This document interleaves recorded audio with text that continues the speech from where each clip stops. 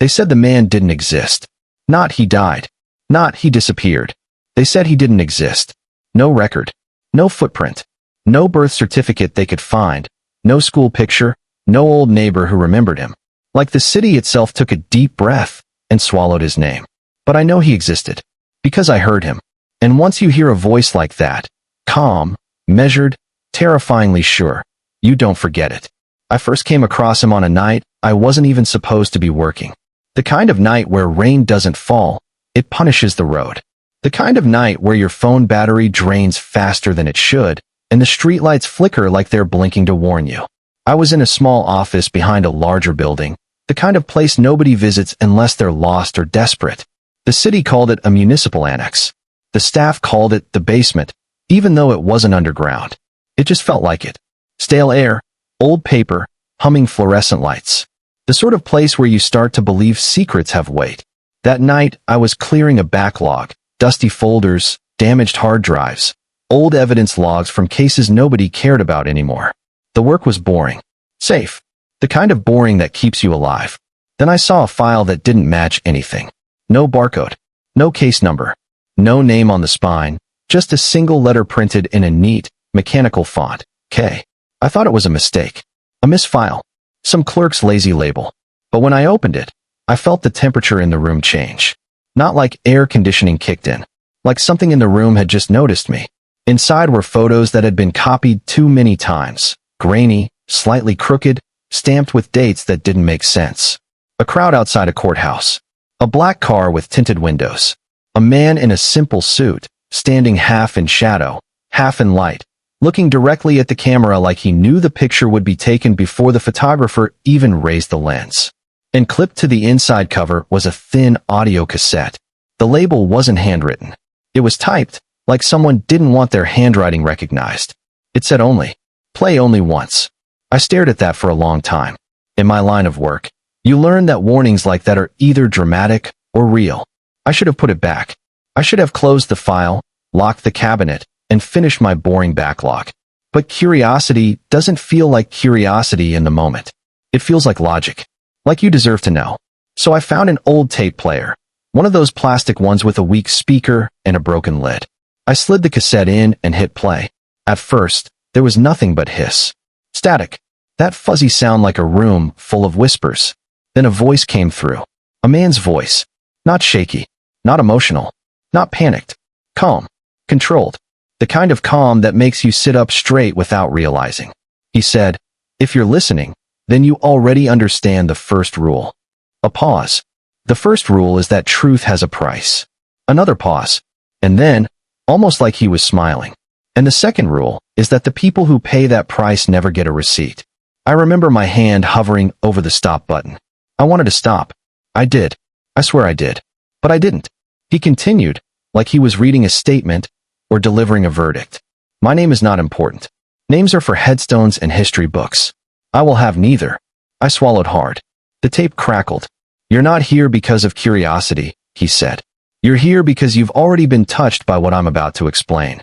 If you're in a room that smells like paper and dust, you're close. If you're alone and you feel watched, you're closer. I turned slowly and looked at the dark window behind me. Rain streaked the glass. No movement outside.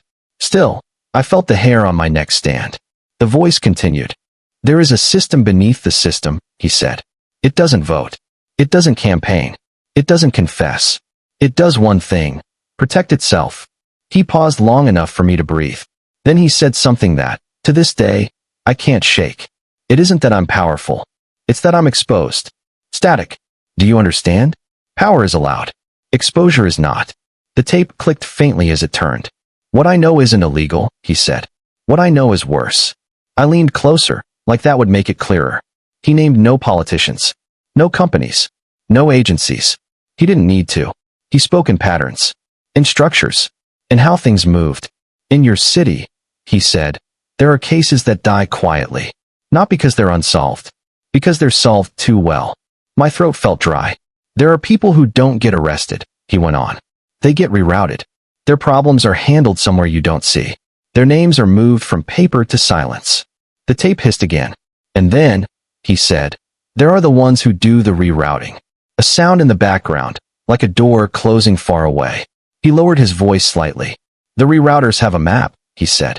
It's not a street map. It's a map of leverage, of weaknesses, of debts, of secrets. And on that map, he continued, your life is either a number or a tool. I realized I wasn't blinking.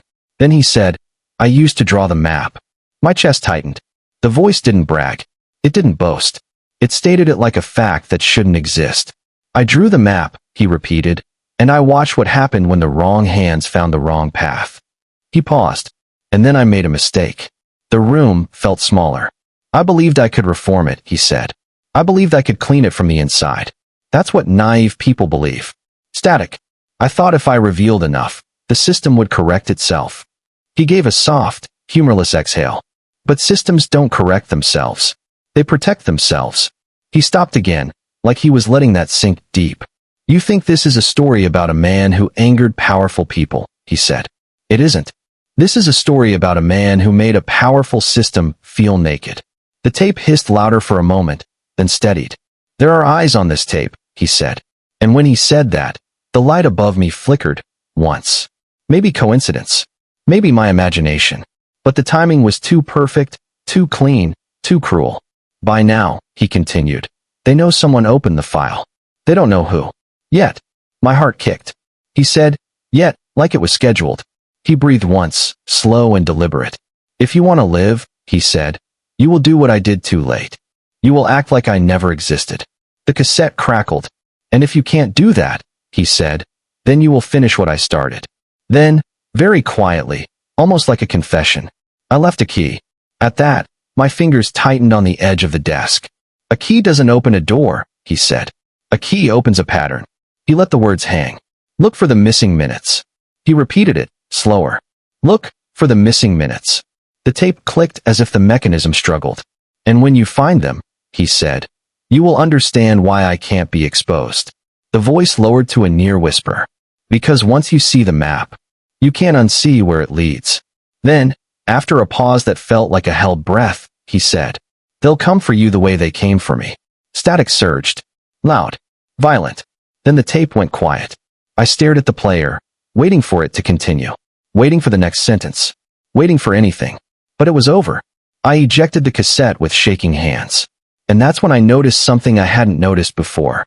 On the desk, near the file, was a thin envelope. It hadn't been there earlier. I'm certain. No one had entered the room. The door was behind me. It didn't open. I didn't hear footsteps. But there it was, lying on the desk like it belonged. No stamp. No address. Just my name. Spelled correctly. My mouth went numb. I didn't touch it for a full minute. And in that minute, I heard a sound outside the office, soft at first. The slow, careful roll of tires on wet pavement. A car pulling up. Not fast. Not loud. Controlled. Like whoever was driving wasn't in a hurry. Because they already knew they had time. I stood up so quickly my chair scraped the floor. I killed the tape player and shoved the file back into the cabinet. Then I looked at the envelope again.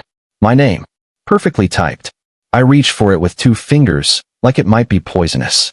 And underneath it was another note. This one wasn't typed. This one was handwritten. 2 words. Missing minutes. I don't know how long I stood there staring. But the sound outside got closer. A door opening. A car door, not the office door. Then footsteps in the rain. Slow. Deliberate. Not rushing. The kind of footsteps that belong to someone who doesn't need to hide. Because nobody would stop them even if they saw. I felt my breathing get loud in my own ears. And then my phone vibrated on the desk. A notification. No caller ID. No number. Just unknown. I didn't answer. It rang twice, then stopped. A second later, a message popped up. 2 lines. Don't open the envelope. Pretend you never found K. My stomach dropped.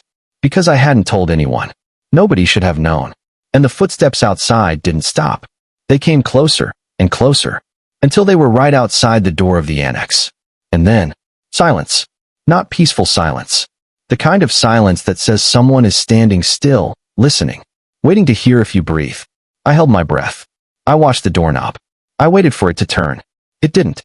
Instead, my phone buzzed again. Another message from unknown. This time, just 1 sentence. He was too powerful to be exposed. And right after that, the lights went out. The room didn't go dark the way power, normally fails. There was no gradual dim, no flicker, no tired fluorescent buzz dying out. It was instant, like a switch had been thrown somewhere far above me by someone who already knew my exact position in the building. My laptop screen went black. The cheap tape player went dead mid-hum. Even the hallway light outside the office door vanished. For a few seconds, the only sound was rain tapping the window and my own breathing, which I was trying desperately to silence. Then my phone lit up. Not because it had signal, because it didn't. No bars. But the screen glowed anyway, and a new message appeared, as if the darkness itself had delivered it. Stay still. I froze. The footsteps outside had stopped, but that didn't mean the person had left. It meant they were close enough to not need to move. I stared at the phone, waiting for another message, another instruction, anything that could make this feel less like a trap. Nothing came. So I did the only thing my body wanted to do. I reached for the envelope. The second my fingers touched it, my phone buzzed again like it was in my hand. Don't. One word. No explanation. Just don't. My heart slammed, so hard it felt like it punched my ribs from the inside. I pulled my hand back. And then, right on cue, the doorknob moved. Just slightly. A tiny turn, like the person on the other side was testing whether it was locked or testing whether I would react. I didn't move. I didn't breathe. The knob stopped. A long pause. Then a sound that chilled me worse than the darkness. A soft scrape, like something being slid gently across the floor on the other side of the door. Something thin. Paper or cardboard. It moved under the crack at the bottom of the door and stopped at my feet. I looked down. A plain white sheet. No writing on the side, facing up. Just white. I stared at it, waiting for it to move again, waiting for a hand to reach under, waiting for anything. Nothing. My phone buzzed again. Read it. My hand shook as I knelt. I picked up the sheet and flipped it. The first line made my throat lock. You're not the first person to find K. I scanned the rest. Short lines. Sharp. Like whoever wrote it didn't want to waste time. The last one got brave. Bravery is what they count on. If you open that envelope here, you'll die here. Take it outside. Walk like you belong. Then, at the bottom, the line that made my stomach turn. The missing minutes start with you. My eyes flicked to the door. The knob stayed still. The office remained silent. Rain outside, and my phone screen glowing like a dying candle. I stood slowly, envelope in hand, and for the first time in my life, I understood what people mean when they say fear feels intelligent. It wasn't panic. It was calculation. My body was doing math, distance to the exit, number of footsteps, how fast I could run, what it would sound like if someone ran after me. I forced my legs to move. One slow step toward the door. Then another. My hand reached for the knob. My phone buzzed again. Not yet. I stopped. I waited. Seconds crawled. Then my phone buzzed again. Now. I turned the knob and pulled the door open. The hallway was black. No emergency lights. No glow. Just darkness swallowing the corridor like a mouth. But I could smell something. Not mold or dust. Cologne. Clean, expensive. And close. I stepped out anyway. The envelope felt heavy, like it held more than paper. Behind me, the office door swung shut slowly, as if pushed by a gentle hand. I started walking, just like the note instructed. Walk like you belong. I didn't run. I didn't creep. I walked at a steady pace toward the exit at the end of the hall. Every step echoed. And with every step, I felt something else. Something like eyes tracking me from the dark. I reached the exit door, pushed it open, and the rain hit my face like a slap. Streetlight from outside made the world visible again, but only barely. The parking lot was half empty, puddles shining like broken mirrors. My breath came out in fog. I turned my head slowly. There was a car parked at the far end, engine off, lights off, just a dark shape in the rain. And for a moment, I saw movement behind the windshield. A silhouette. Still. Watching. My phone buzzed again. Don't look back. I looked forward. I walked across the lot. I didn't run. The note said, walk like you belong, and the message said, don't look back. So I did both. I reached my own car, hands shaking so badly it took two tries to get the key in the lock. The moment I got inside, I locked the doors. I threw the envelope onto the passenger seat like it was a weapon. Then I sat there, breathing hard, staring out into the rain. The dark car at the far end didn't move. But I knew it had seen me leave. I knew it could follow. I started my engine. And that's when the radio turned on by itself. Not static. Not music. A voice. The same calm voice from the tape. My blood turned to ice. I told you, the voice said, truth has a price. I grabbed the radio knob, twisted it, pressed buttons. Nothing changed. The voice stayed, clear as if he was sitting in my back seat. And now, he continued, you're carrying the first payment. I swallowed, my eyes darting to the passenger seat where the envelope lay. You think the envelope is the key, he said. It isn't. It's the bait. I felt my throat tighten. Do you know what they do, he said, when someone finds a secret they can't erase? They attach that secret to them. Make the secret become a person. The rain hammered the windshield. The wipers squeaked. The voice stayed calm. They don't destroy the truth, he said. They destroy the messenger. And they do it so cleanly that everyone agrees the messenger was the problem. My hands gripped the steering wheel so hard my fingers hurt. Don't open the envelope in your car, the voice said. My eyes widened. I hadn't told anyone I was in a car. I hadn't spoken at all. But he knew. I know what you're thinking, he said. You're thinking I'm doing this to you. I'm not. I'm warning you, because I already did this to myself. A pause. Then drive. I drove. I didn't know where. Just away. The dark car in the lot stayed behind, at first. Then, as I turned onto the main road, I checked my mirror. Headlights appeared in the rain behind me. One pair. Distant, but steady. Following. My stomach clenched. I sped up slightly. The headlights matched me. I took a different turn. They turned too. I swallowed hard, feeling the story becoming real in a way stories are never supposed to be. My phone buzzed. I didn't need to look. I already knew what it would say. But I looked anyway. There with you. My grip tightened. The voice on the radio spoke again, softer now. This is where the missing minutes begin, he said. Because there will be a gap in your memories soon. A blank space you can't explain. And in that blank space, he continued, they will do what they do best. They will rewrite you. My heartbeat thudded in my ears. What do you mean rewrite me? I whispered, forgetting myself. The radio voice answered instantly, like he'd been waiting for me to speak. They will plant something, he said, or remove something. Then they will hand the rest of the world a story that makes sense. And you will spend the rest of your life screaming into a room full of people who nod politely because they already decided you're lying. A cold wave washed through me. The envelope sat on the passenger seat, innocent and deadly. I wanted to throw it out the window.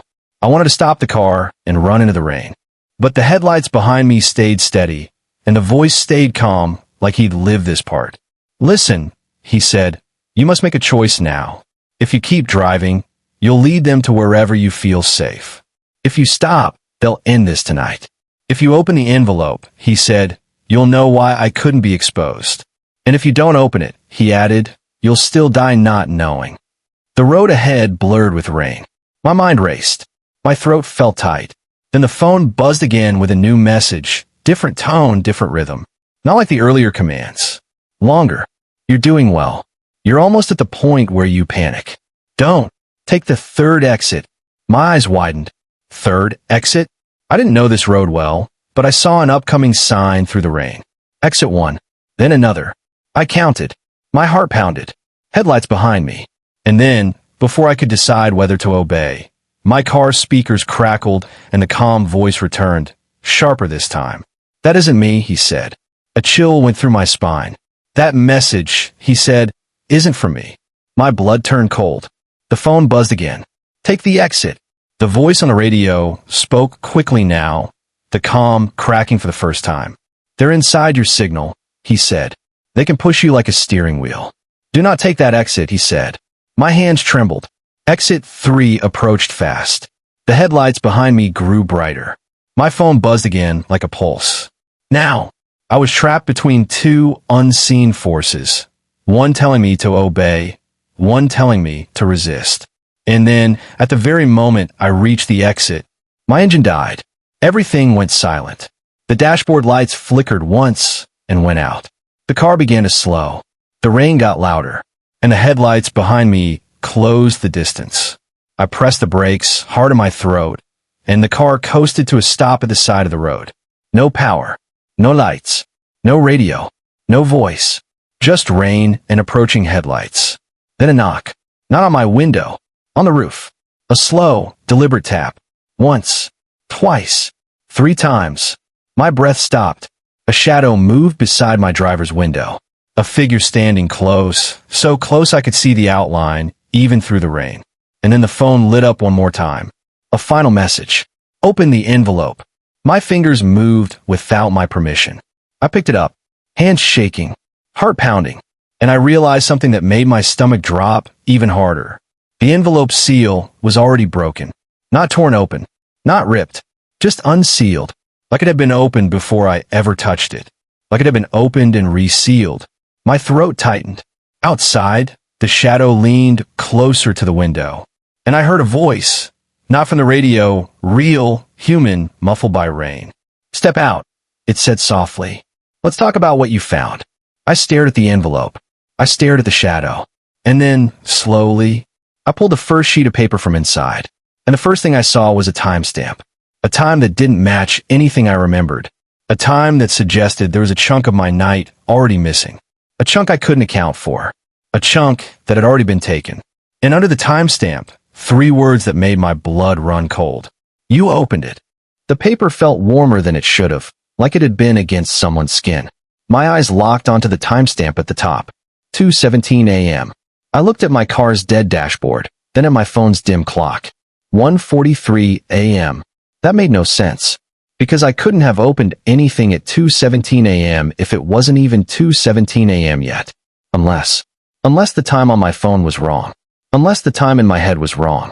Unless the night had already been edited and I was only now seeing the cut.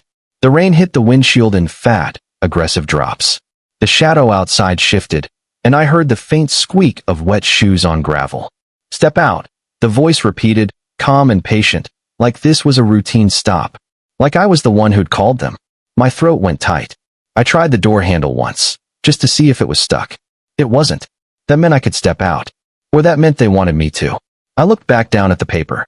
My eyes moved to the words under the timestamp. You opened it. Under that, a short paragraph, typed. Don't try to remember the missing minutes. You will only remember what they allow. If you want the truth, follow the instructions below exactly. If you break sequence, you become the story. My palms got slick. Below that, 3 bullet points. 1. Do not speak to the man outside your window. 2. Do not call emergency services. 3. Do not drive to your home. A cold wave rolled through me, because all 3 were things my mind was already trying to do. The shadow outside leaned closer to the glass. The voice came again, softer now, almost friendly. Look, you're shaking. Open the door and just talk to me. I kept my eyes on the paper. My phone buzzed. But it wasn't a text. It was an incoming call. Unknown. No number. And the moment it started ringing, the shadow outside tapped the window lightly. Like the person could hear it. Like the person knew. I didn't answer. The ringing stopped on its own. Then another sheet slid out of the envelope, already loose, like it wanted to escape. This one was different, printed with a blocky header that looked official, but not official enough. Incident report summary. I skimmed it, eyes jumping lines like my brain was sprinting. It described a disturbance near the municipal annex. A suspicious individual. A forced entry. A tampered evidence cabinet. And then I saw it. A name. My name. Listed as person of interest. I felt the blood drain from my face. The report said I had been seen on surveillance footage entering a restricted room. It said I had left with an envelope. It said I had been uncooperative when approached by a responding officer. The rain outside seemed to get louder. The shadows shifted again. Hey, the voice said, I know you can hear me. My body wanted to scream. My mind wanted to argue. My hands wanted to fling the papers onto the seat like they were burning. But something in the typed note was right. The moment I spoke, I would become the story. They'd pull my voice into the narrative and pin it like a butterfly. I forced myself to stay silent. My eyes dropped to the next line of the report. Recovered item, audio cassette, label play only once. Recovered? My stomach twisted. I still had the cassette. Or I thought I did. I turned my head slowly, eyes flicking toward the passenger seat, where I'd last seen it. It wasn't there. My breath caught. I checked the cup holder. The floor. The seat seam. Gone. Someone had taken it. Or I had moved it during the missing minutes and didn't remember. My hands began to tremble harder. The shadow outside made a small motion, and I saw, through rain-streaked glass, the faint outline of a badge clipped to their jacket. Or something that wanted to look like a badge. The voice outside spoke again, calm and controlled. "We can do this the easy way," it said. "You hand me what you took, you walk away, and none of this becomes complicated." I stared at the papers. I didn't have what they thought I took. Or I did, and didn't know. The envelope felt like a weapon now. Or a trap. The next sheet inside it made my heart stop. It was a photo. A screenshot of a CCTV frame. Grainy. Rainy. A figure in a dark hoodie walking out of the annex. Carrying an envelope. The timestamp on the image matched the first sheet. 2:17 a.m. And the figure looked like me. Not similar. Me. Same build. Same posture. Same slight tilt of the head I'd never noticed until I saw it frozen in a frame. And if that wasn't enough, there was someone behind the figure. Just a step behind. A shadow in a suit. Face blurred. But the posture was unmistakable. Controlled. Relaxed. A person walking like the world moves out of their way. The paper shook in my hands. Because I realized something that made my throat tighten almost shut. In that photo, I wasn't running. I wasn't confused. I was walking calmly, like I belonged. Like I was following instructions I understood. Like I had already agreed to something. And that meant, during the missing minutes, I hadn't been a victim. I'd been cooperative. The voice on the radio was gone. The car was dead. No engine hum. No dashboard.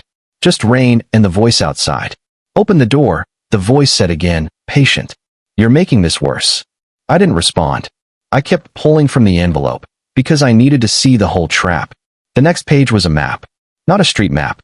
A diagram. Boxes and arrows. Names blacked out with thick marker. But I could still see shapes of words beneath the ink. And in the center was a circle with one letter. K. Lines ran outward to other circles. Some were marked with codes. Some were marked with initials. And at the bottom, in smaller print, were the words. Leverage map, do not duplicate. My fingers went numb. This was it. This was the map the voice on the tape talked about. A map of weaknesses. A map of pressure points. A map that could ruin people. A map that could control people. A map that, if real, would be worth killing for. The shadow outside went still. Then the voice softened, like honey over a blade. "You don't understand what you're holding," it said. I kept reading. There was a sticky note attached to the map, actual paper note, not typed. 2 words, handwritten. Missing minutes. Under that, a scribbled address. Not an address I recognized at first. Just a location marker. East Gate, Storage 9. My mind raced. East Gate what? Storage 9, where? The shadow outside tapped my window again, this time harder. Thud. My body flinched. Open. The door. I kept my mouth shut. My hands worked faster, ripping through the envelope like a desperate person searching for air. And then I found the last sheet. It wasn't a report. It wasn't a photo. It was a transcript. 1 paragraph. Short. And the first line made my stomach drop through the floor. Recorded conversation, 2:16 a.m. My eyes scanned. The transcript showed 2 speakers. Speaker 1. Speaker 2. Speaker 1 said, "You understand what happens if this gets out." Speaker 2 said, "Yes." Speaker 1 said, "Then you understand why he can't be exposed." Speaker 2 said, "Yes." Speaker 1 said, "Say it clearly." Speaker 2 said, "He was too powerful to be exposed." My breath stopped. Because Speaker 2 was labeled with my initials. Not you. Not unknown. My actual initials. My fingers went cold. I wasn't just being followed. I was being documented. And they weren't just framing me as someone who found a secret. They were framing me as someone who helped bury it. Outside, the shadow moved closer to the window, and for the first time I saw a face, only partially lit by a passing car's headlights. A man, maybe mid-40s, clean-shaven, wet hair slicked back by rain, and his eyes didn't look angry. They looked amused, like he already knew the ending. He lifted something in his hand, holding it up to the glass. A cassette. My cassette. The one labeled "Play Only Once." He smiled faintly, leaning in close enough that his breath fogged the window. Then he mouthed 2 silent words. I couldn't hear him through the rain and glass. But I didn't need to, because my phone lit up one last time, just bright enough to show the message. Step out. Then, right beneath it, or we release the missing minutes. My stomach turned, because whatever the missing minutes contained, they weren't just trying to erase K. They were trying to rewrite me into the weapon that erased him. And in that moment, as the man outside waited, cassette in hand, smile steady, I realized something else. He wasn't alone, because behind him, just beyond the rain curtain, another silhouette stood in the dark, holding a phone up, recording. I didn't step out, not because I was brave, because my body understood something my mind was still catching up to. The moment I opened that door, I was no longer in control of where the story went. They didn't need to kill me. They just needed to make me agree with the version they were writing. So I stayed still, hands tied on the envelope like it was the only proof I had left that I wasn't insane. The man outside smiled again, slow and patient. He lifted the cassette slightly, like he was showing me a prize. Then he tapped the glass with it, lightly, almost playful. Tap, tap, tap. My phone buzzed in my lap. A new message. Not from unknown. This one had no name at all. No contact. No number. Just text on a black screen.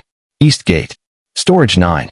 Now, my throat tightened, because that was the same scribbled location on the sticky note inside the envelope. Two separate sources. Same destination. Either it was the truth, or it was the trap.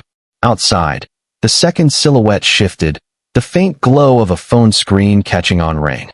They were recording, waiting for me to do something, anything, that could be used later. The man outside leaned closer, lips near the glass. "You're making this dramatic," he said, voice barely above the rain. "It doesn't have to be." I forced myself to look down at the transcript again, at the line that named my initials as speaker 2. There was only one way that transcript existed. Either I really said those words, or someone had the power to manufacture proof that looked real enough to ruin me. And if they could do that, then my only chance was to find something they couldn't fake. Something physical. Something anchored. Something hidden where their hands hadn't already been. I looked at the cassette in his hand. If he had that, he had the tape. If he had the tape, he had Kay's voice. If he had Kay's voice, he could edit it. He could splice it. He could make Kay confess to anything. And then the phrase hit me. Something the tape voice had said. Something that finally made sense in my bones. A key doesn't open a door. A key opens a pattern. The pattern was this. They didn't kill information. They shaped it. They didn't erase truth. They replaced it. They didn't need me dead. They needed me usable. My eyes flicked to the car door lock, then to the dead ignition, then to the man's relaxed posture. He wasn't worried. That told me something. The car being dead wasn't an accident. It was part of their control. And then I noticed something small, something almost stupid. The hazard light button. It was mechanical, not digital. A simple switch. I pressed it. Nothing. But on the second press, a faint click came from somewhere deep under the dash. A relay. Not power, but a response. I pressed it again. Click. The man outside tilted his head slightly, watching. I pressed and held it. Click, click, click. And then, like a cough from a dying body, the dashboard lit faintly. One weak blink.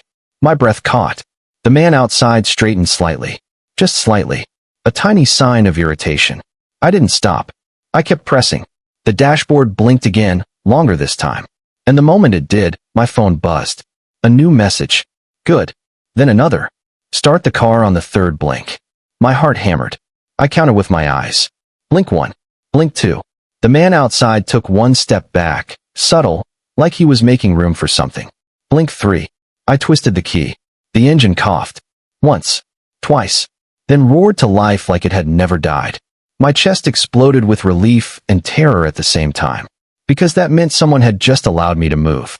And if they allowed it, it was because they wanted to see where I'd go. The man outside raised a hand, palm out, like a traffic officer. "Don't," he said, the calm still there but thinner now. "You don't want to do this." I did it anyway. I threw the car into gear. The man stepped aside, not panicked, not rushed, like he'd always planned to. I hit the gas. The tires sprayed water as I surged forward. In the mirror, I saw the second silhouette drop their phone briefly, then lift it again, tracking me. Headlights snapped on behind me. Not one pair. Two. They were moving. I swallowed hard and drove. I didn't go home. I didn't call anyone. I didn't even think. I followed the only thing that had repeated itself twice. Eastgate. Storage 9.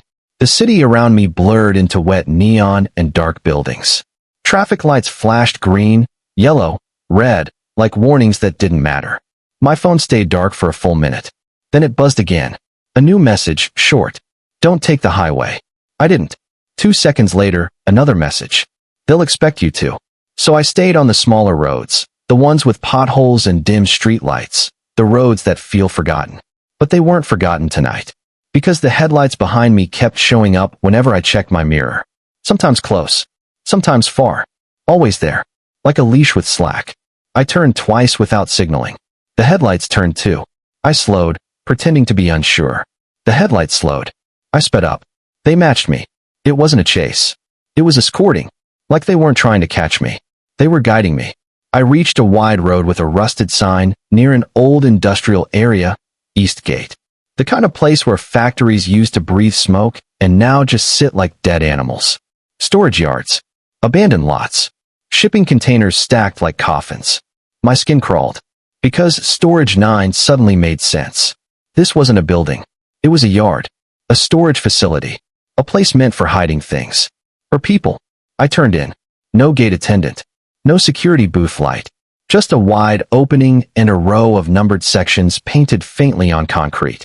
My headlights cut through the rain, revealing metal containers, chain-link fences, and puddles so deep they looked black. I drove slowly, scanning for numbers. Storage 7. Storage 8. Then, Storage 9. My stomach clenched. It was quieter here. Too quiet. Even the rain sounded muffled, like the containers were swallowing sound. I stopped the car and killed the engine. For a second, the silence was so heavy it felt like a hand on my throat. My phone buzzed. Get out. Then another message. Walk to the third container on the left. I hesitated. I looked in my mirrors. No headlights behind me inside the yard. But that didn't mean they weren't there. It meant they didn't need lights anymore. I opened my door slowly. Cold rain hit my face. I stepped out, envelope tucked under my jacket. My shoes splashed in shallow puddles as I walked. Third container on the left. 1, 2, 3. It was slightly different from the others. Less rust, newer lock, and a small strip of tape near the latch, like someone had marked it for easy identification. I stopped in front of it, heart pounding. The lock wasn't a padlock. It was a combination lock. For digits. My stomach sank. My phone buzzed again. Use the timestamp. 2:17. I spun the dial. 0, 1, 2, 3. Click. The lock popped open. My breath caught in my throat. I pulled the latch. The container door resisted, heavy from the rain and weight. I pulled harder. It creaked open with a sound that echoed too loudly in the night. Inside, it wasn't empty. It wasn't filled with boxes. It wasn't filled with stolen goods. It was set up like a room. A chair. A small metal table. A portable lamp. A camera on a tripod pointed directly at the chair. And on the table, a phone. Old model. Battery pack attached. Beside it, a small audio recorder. And a stack of printed pages, neat and aligned. I stepped inside, and the smell hit me. Not dust. Not oil. Coffee. And cigarette smoke, faint, old. Like someone had been here recently. My phone buzzed again, screen lighting my wet hands. You're standing in the missing minutes. I swallowed. My eyes moved to the camera aimed at the chair. I felt suddenly exposed, like I'd walked into a staged confession room. Then the old phone on the table lit up by itself. One incoming call. No name. No number. Just unknown. The screen glowed in the dim lamplight. My chest tightened. I answered before I could think. A mistake. Or maybe the only move left. The call connected. Silence. Then a voice. Not the calm voice from the tape. A different one. A woman's voice. Low. Steady. Controlled in a way that sounded trained. She said, "You shouldn't have come alone." My mouth went dry. I didn't speak. She continued, like she expected silence. "You're in Storage 9, she said. Good. That means you can still be saved." Saved. The word felt wrong. Because nothing about this felt like rescue. She inhaled softly. "You think the missing minutes are a gap in your memory," she said. "They're not. They're a recording." My skin went cold. "A recording of you," she added. "Doing exactly what they want you to deny." I stared at the camera, the chair, the recorder, the printed pages. My hand trembled. The woman's voice stayed calm. "They didn't just take minutes from you," she said. "They manufactured minutes. They created footage that makes you guilty before you even know the crime. My throat tightened. She continued. And Kay knew this was coming. He knew they would try to duplicate him. I frowned slightly, confused. The woman's voice dropped, like she was about to say the thing that changes everything. Kay wasn't a man, she said. Kay was a role. A sharp silence. And then, softly, and tonight, they're trying to assign that role to you. My stomach twisted. I looked down at the printed pages on the table. The top page had a title. Not a case number. Not a report. A script. A full script. With my name typed at the top, like an actor's call sheet. And the first line read, Confession, read exactly as written. The woman's voice continued, barely above the rain tapping metal. If you sit in that chair, she said, they'll release it. They'll show the world your confession. And the world will accept it because it fits the story they already wrote. My eyes lifted to the camera lens. It stared back like an eye. Then my phone buzzed. A text message. From nothing. No more games. And right after it, sit. The container door behind me creaked softly. Not from wind. From movement. A shadow fell across the opening. Someone was standing outside. Close. Too close. The woman on the phone spoke quickly now, the first crack of urgency. Do not sit, she whispered. Do not read. Do not become Kay. My heart hammered. Outside, the shadow shifted. A voice from the darkness. The same man from before, calm as ever. You made the right choice coming here, he said. Now finish it. And in his hand, a small red light blinked. Recording. The red light blinked in the rain like a heartbeat. 1, 2, 3. The man didn't rush me. He didn't yank the container door open and drag me out. He didn't shout. He stood there like a patient teacher waiting for a student to finally understand the lesson. You see how clean this is? He asked softly. His voice was the same calm I'd heard through the glass earlier. Smooth. Practiced. Almost kind. You came to the place we wanted you to come, he said. You opened the lock we wanted you to open. You walked into the missing minutes on your own feet. He tilted his head slightly, as if listening to my breathing. And now, he added, all you have to do is sit down. Inside the container, the lamp made everything look staged and too deliberate. The chair was centered perfectly in front of the camera. The table was positioned just right for a hand to reach the script. Even the angle of the tripod felt intentional.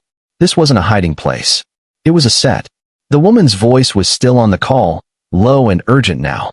Don't let him hear me, she whispered. I didn't respond. I didn't even breathe properly. The man outside took half a step closer. I could see the outline of his suit jacket darkened by rain. See the way he held the recording device like it was an extension of his hand. You know what you're holding, he said. You know what Kay was holding. You've seen the map. His tone stayed calm, but the words were pressure. You don't understand it, he continued. But you understand enough. He smiled faintly. And that's why you can't walk away. My fingers tightened on the envelope under my jacket. The woman's voice on the phone hardened slightly, as if she'd made a decision. Listen to me, she said. They can't force you to confess if you don't give them your voice. My throat tightened. And if they can't get your voice, she continued, they'll take it. A chill ran through me. I heard the man outside breathe in, slow. Put the phone down, he said, suddenly sharper. He'd heard her. Or he'd guessed. Either way, he was done being patient. I'm not asking you, he said. I'm giving you a final chance to keep this painless. The red light blinked again. I looked at the chair. I looked at the camera. I looked at the script with my name at the top. And then my eyes fell on something I hadn't noticed before. A second chair. Not centered. Off to the side, half hidden behind the tripod. A smaller chair, lower, like a witness chair. And on its seat, a strip of duct tape. Gray. Used. Wrinkled. My stomach turned. This set had seen someone else. Maybe Kay. Maybe the person before me. Maybe the last one the note mentioned. The one who got brave. The man outside let out a quiet sigh. You're thinking too much, he said. That's why people like you always lose. He leaned slightly into the container opening, rain dripping from his hair.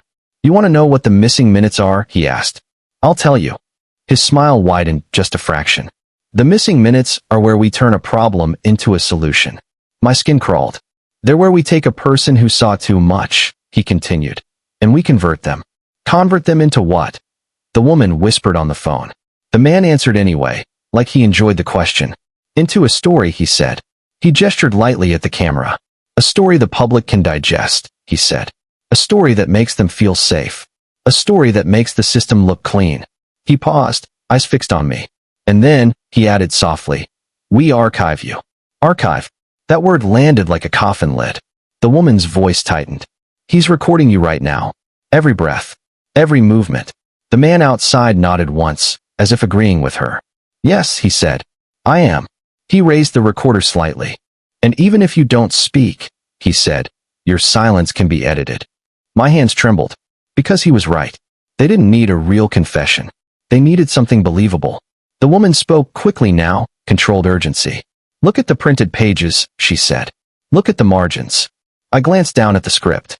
The text was bold, clean. But along the left margin, near the bottom, there were faint marks, tiny symbols, almost like printer errors. Except they repeated in a pattern. 3 dots. A dash. 2 dots. A dash. I stared. The woman's voice dropped lower. "It's a code," she whispered. "K's code." My breath caught. The man outside watched my face change and smiled, like he loved watching fear sharpen into understanding. "K always loved puzzles," he said. "That's why he got himself killed." The woman snapped. "He's not dead." Silence. The man's smile froze for half a second. Just half. But it was enough. Enough to tell me that word hit a nerve. Then he recovered instantly. "K is gone," he said, voice smooth again. "Dead is just a word you people need." My stomach tightened. The woman continued, voice steady again. "Read the margin marks," she whispered. Slowly. I did. 3 dots. A dash. 2 dots. A dash. It looked like Morse. And in my head, the shapes turned into letters. Equals V. Equals U. VU. My throat went dry. The woman exhaled sharply. "It's a location," she whispered. "It means vault unit." My eyes widened. Vault unit. Storage 9 wasn't the destination. It was the doorway. The man outside saw the realization in my face and stepped forward. His calm voice sharpened again. "Enough," he said. "Phone down. Sit down. Read." My phone buzzed in my hand with a new message, like a gavel slamming down. "Last warning." The woman's voice came fast. "Do you see the envelope seal?" she asked. "Do you see the crease?" I glanced at the envelope. There was a faint fold, like it had been reopened and pressed flat again. "It's been opened," I whispered in my head. "They already read it," she said. "They already know what you're about to find. Then why send me here?" I finally managed to breathe out, barely a sound. The man outside answered with a softness that felt like poison. "Because we're not sending you here to learn," he said. "We're sending you here to be seen learning." He pointed at the camera. "This is the missing minutes," he said. "This is the moment the story turns." He leaned closer. "This is the moment you become K." My stomach turned. The woman's voice dropped into something colder, more dangerous. "Listen carefully," she whispered. "K didn't build 1 map. He built 2. My eyes snapped to the papers. "What do you mean?" I whispered, barely moving my lips. "He built the leverage map," she said, "the one they want. And he built the counter map," she continued. "The one that shows who controls the rerouters." My throat tightened. "That's why he was too powerful to be exposed," she whispered. "Because the truth wasn't about criminals. It was about the people who decide who counts as a criminal." The words sank like nails. Outside, the man's smile thinned again. "You're hearing her," he said, almost gently. "And I'm telling you now, she's the reason K is gone." My blood ran cold. The woman inhaled sharply, but she didn't deny it. The man outside continued, voice calm, almost conversational. "She wants you to think she's saving you," he said. "She wants you to think she's resisting us." He chuckled softly. "She isn't resisting," he said. "She's competing." My chest tightened. The woman's voice steadied, careful now. "He's lying," she said. But the way she said it, it wasn't anger. It was calculation. The man outside leaned in closer, rain dripping off his chin. "Tell him," he said to her, like he was inviting her to confess. "Tell him what K was." Silence on the line. Long enough that my skin crawled. Then, softly, the woman spoke. "K was a role," she said again. I swallowed. "And who assigned the role?" the man asked. Silence again. Then the woman answered, voice almost flat. "We did." My stomach dropped. The container felt like it shrank around me. The woman continued, because there was no way back now. "K wasn't one man," she said. "K was a position inside the system. A ghost job," she whispered. "A person who could move information without being seen. My hands trembled. Kay's job was to know everything, she said. And my job, she added quietly, was to make sure Kay never became a person. The man outside smiled, satisfied. There it is, he said softly. Now you understand. I couldn't breathe properly. The woman's voice turned urgent again. But Kay broke the rule, she said. He made the role personal. He tried to reform it. He tried to build a countermap, she said. And he hit it. Where? I whispered. The woman answered instantly, like she'd been waiting for that question. Vault unit, she said. Not here. Not storage 9. Deeper. And you, she added, are standing in the decoy. The man outside smile vanished. He stepped forward suddenly, the calm dropping like a mask. Enough, he snapped. The red recording light in his hand blinked faster. He reached toward the container door, moving to come in. And at the same time, the woman on the phone shouted, not whispering anymore. Now, I flinched, and the lamp on the table exploded. Not with a bang like a bomb. With a sharp pop and a shower of sparks, plunging the container into sudden darkness again. For a split second, the only light was the red recording dot in the man's hand outside. The woman's voice cut through the dark, fast and hard. Run out the back, she said. There's a second door. My heart hammered. A second door? I spun, hands searching the metal wall behind me. And there it was, another container door, smaller, hidden behind stacked crates that weren't actually crates, just empty shells placed to block the view. Someone had built this exit. Someone had planned for someone to run. I shoved it open. Cold rain and wind hit me. I stumbled out into the storage yard, darkness and puddles and metal shapes everywhere. Behind me, the man shouted. First time I'd heard anger in his voice. Stop. Then footsteps, splashing hard, chasing. My phone buzzed wildly in my hand. A final message from unknown. You chose wrong. And then everything went silent again. Not the rain. Not the wind. My phone. The call dropped. No woman. No guidance. No voice. Just me running between containers in the dark, hearing footsteps behind me, knowing the yard had become a maze. And realizing the most terrifying truth of all. Both sides knew exactly where I was. I ran until my lungs burned and the rain felt like needles. The storage yard wasn't built for people. It was built for machines, forklifts, trucks, containers stacked like giant metal ribs. In the dark, every row looked the same.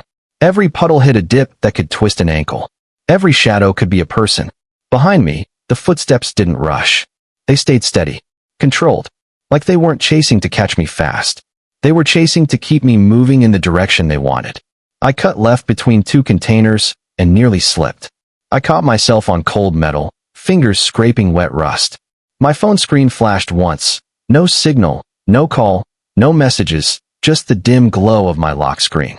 For a moment, I wanted to scream into it, to call anyone, to pull in the world like a lifeline. But the paper had warned me. Don't call emergency services. Because emergency services were just another room in the basement. I kept moving. The yard opened into a wider space, like a central lane. A row of containers stood ahead, but one section looked different. Less clutter, cleaner ground, fewer puddles, and a small sign on a fence post that my headlights from earlier hadn't lit enough to show. Vault units. Authorized access only. My stomach clenched. Vault unit. The code in the margin. The woman's warning. This was it. But it didn't look like a vault. It looked like a fenced corner of the yard. Like something cheap pretending to be important. That's how you hide power, I realized. You make it look boring. You make it look like nothing. A splash behind me. Closer now. I ducked behind a container and held my breath, trying to quiet the panic climbing my throat. Footsteps moved past. One set. Then stopped. Silence stretched. And then the man's voice drifted through the rain. Calm again like he'd reset himself. You're wasting your energy, he said, not shouting. The vault doesn't open for people who don't understand what it is. I stayed still. My heart pounded so hard I felt it in my teeth. A second voice spoke in the distance. Lower, not as smooth. We have eyes on him, it said. Not to me. Into a radio. My skin crawled.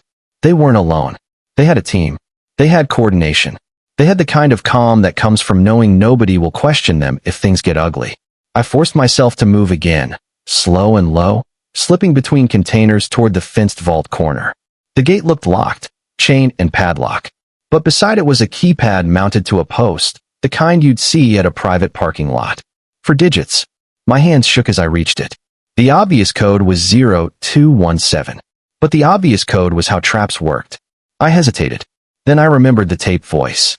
A key opens a pattern, not a door. The pattern wasn't 217.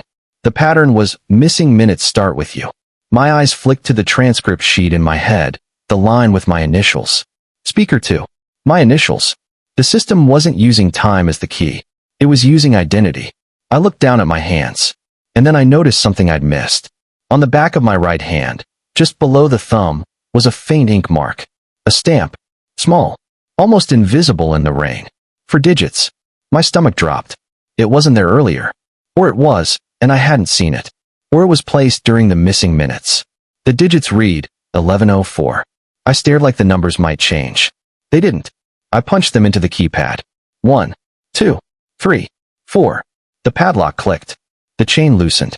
The gate swung inward with a soft squeal. My breath caught. Because it opened for me. Not for the truth. Not for Kay. For me. That meant the missing minutes weren't just a recording. They were an initiation. And I had already been initiated. I slipped inside the fenced vault corner.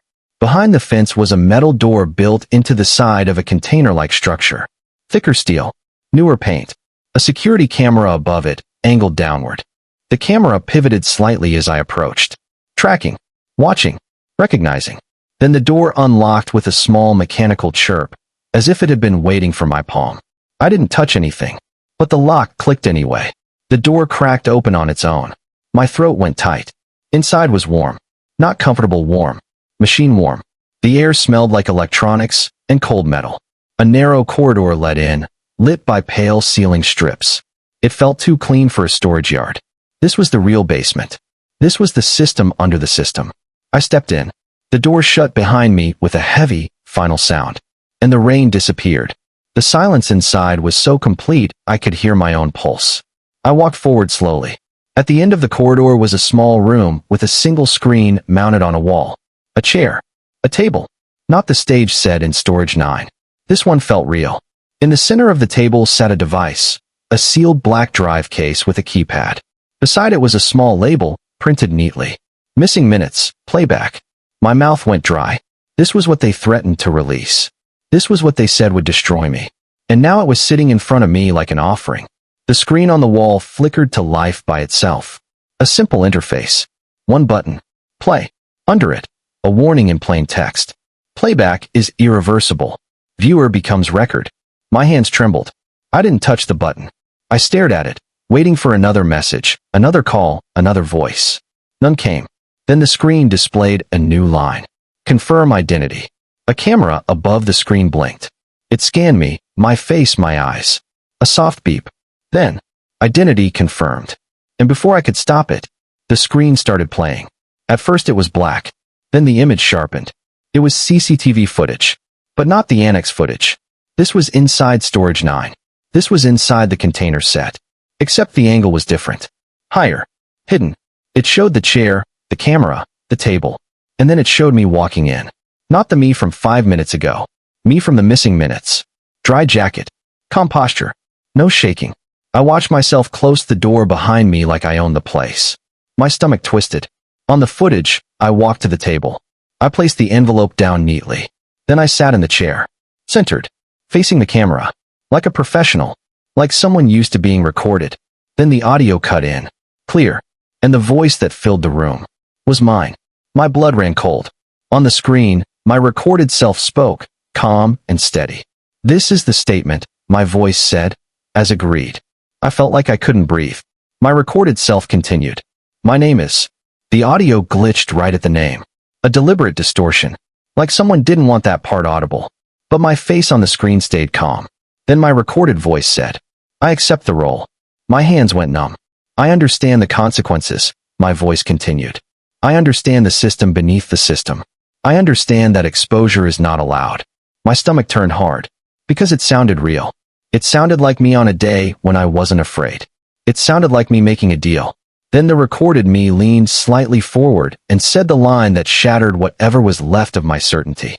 He was too powerful to be exposed. I swallowed a sound. The footage continued. The recorded me looked to the side, as if someone was standing just off camera. Then my recorded voice asked, Is she listening? A pause. Then a male voice answered. Not the calm man outside. A different male voice. Older. Lower. More authority. Yes, it said. She's listening. My recorded self nodded. Good, my voice said. Then tell her I'm ready. Tell her. Her. The woman on the phone. My stomach nodded. Then the older voice said something that made my skin crawl. Once you do this, it said, you can never go back to being a person. And my recorded self answered without hesitation. I was never supposed to be a person. I felt my legs weaken. I had to grab the table edge to stay upright. On screen, my recorded self stood up and walked out of storage 9. The footage timestamp showed 2:17. Then the screen cut to another angle. Outside, in the rain. It showed me walking across the lot, calm, controlled. And behind me, a shadow in a suit, walking like the world moved out of his way. My recorded self got into my car. And then the footage stopped. The screen went black. The room remained silent for 3 seconds. Then text appeared. Playback complete. And right beneath it, viewer confirmed as asset. Asset. My stomach dropped. Because it wasn't suspect. It wasn't victim. It was asset. Meaning property. Meaning tool. Meaning something owned. The wall speaker crackled. Not the radio. A built-in speaker. A voice came through. Older. Low, calm. The authority voice from the playback. He said, welcome back. I froze. He continued, like we were old colleagues. You ran beautifully, he said. Exactly as predicted. My throat tightened. You wanted the truth, he said. Now you have it. I swallowed. The voice softened, almost amused. You're not being framed, he said. You're being restored. My hands shook. Restored to what? I whispered, unable to hold silence anymore. The voice answered instantly. To K, he said. A pause.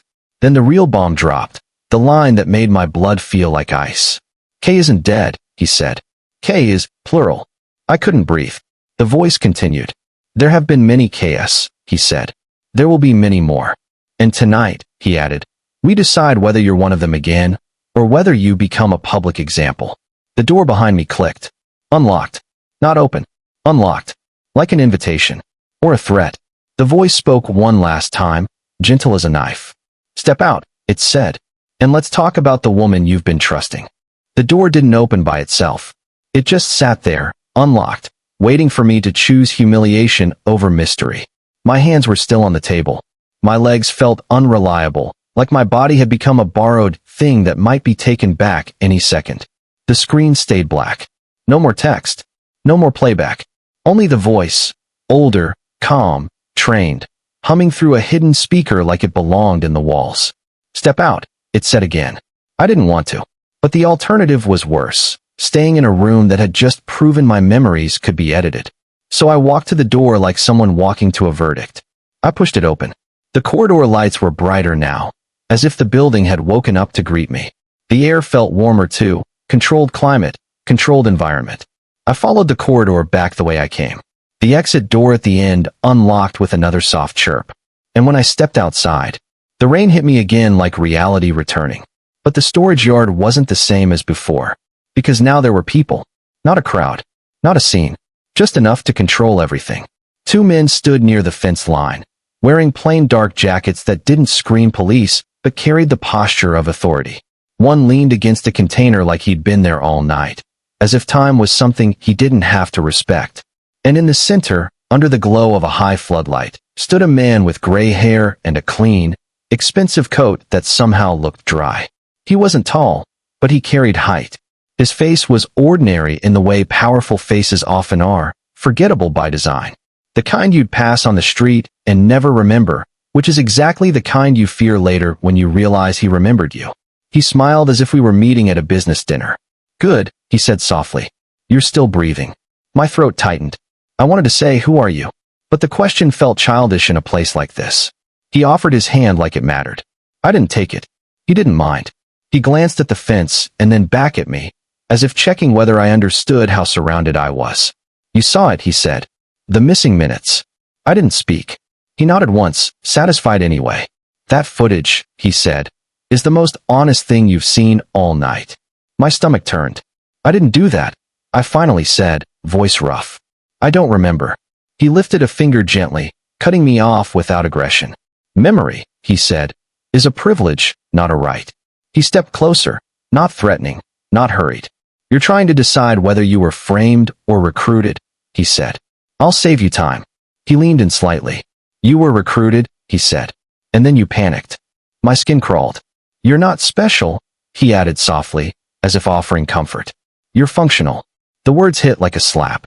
He turned his head slightly, eyes shifting toward the container maze as if listening to something I couldn't hear. Your panic tonight, he continued, was inconvenient. But your panic also proved something important, he said. He looked back at me. It proved you still have instincts, he said. That's rare. My jaw tightened. You said K is plural, I said. He smiled as if I'd asked the correct question. Yes, he said. K is a designation. A role inside the system beneath the system. And K exists for one reason, he continued. He lifted his hand, index finger raised like a teacher. Containment, he said. When leverage leaks, K contains it. I swallowed. And when K fails? I asked. His smile faded just a fraction. Then we replace K, he said simply. He let that sit. Rain pattered. A distant rumble of thunder rolled like a warning that didn't matter here. Now, he said, we should address your biggest problem. He glanced at my phone in my hand. Her. My stomach tightened. The woman, I said. He nodded. He said her name like it was an unpleasant taste. Mara. The name hit like a key sliding into a lock. Because the way he said it wasn't guesswork. It was familiarity. She called you, he said. She guided you. And you listened, he added. Because she sounded like rescue. I didn't speak. He smiled again, patient and cruel. She was never rescuing you, he said. She was steering you, he continued.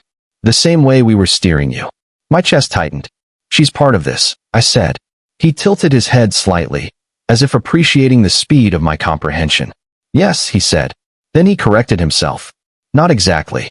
He turned slightly and gestured with his hand. One of the men near the fence stepped forward and opened a small black case. Inside was a phone, sealed in a clear evidence bag. The gray-haired man took it gently and held it up. Your phone wasn't receiving texts, he said. Not in the normal way. He tapped the bag. It was being injected, he said. Through an access point you don't even know you have.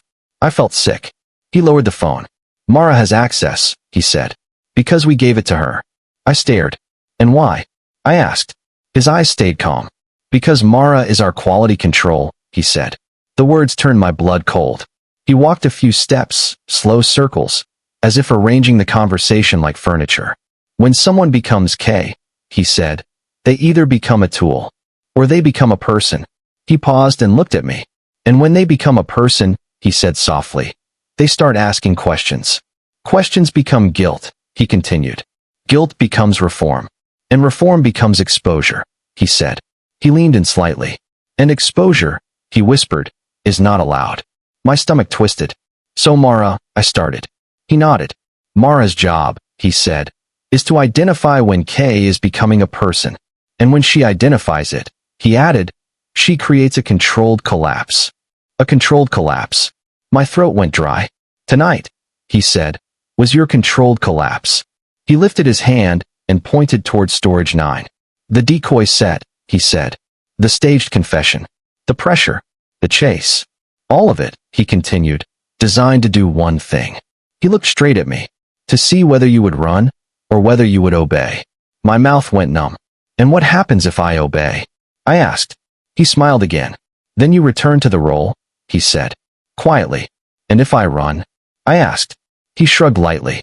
Then we make you public, he said. He said it the way you'd say, then we make you disappear. Only worse. Because being made public meant being destroyed in front of everyone. The gray-haired man stepped closer again. You've been asking about the countermap, he said. My heart jumped. He nodded like he'd expected that reaction. Kay built it, he said. And Mara has been trying to find it for months. I stared. You said Mara is quality control, I said. But you're telling me she's hunting it. He smiled faintly. Quality control doesn't mean loyalty, he said. She checks our work, he continued. And she sells the mistakes. My stomach dropped. She's not trying to expose us, he said. She's trying to own us. I felt a coldness spread through my chest. And you let her? I asked. His smile thinned. We didn't let her, he said. We underestimated her. He paused. And Kay underestimated her too. The rain fell harder for a moment, as if the sky was eavesdropping. Then he said the line that made my skin crawl the most. Kay didn't vanish because of us. Kay vanished because he hid the countermap from Mara. My breath caught. And where is it? I asked, voice barely a sound. The gray-haired man didn't answer immediately. He watched me like he was deciding whether I deserved the next piece. Then he said, softly, "It's not in the vault. It's not in storage 9. It's in the only place the system can erase without damaging itself." He leaned closer. "In the audit trail." I frowned, confused. He smiled at my confusion like he enjoyed it. "You don't erase the past," he said. "You bury it under paperwork." "But paperwork has rules," he said. "And rules create trails." He tapped his temple gently. "Kay hid the countermap," he said, "inside a sequence of legitimate records.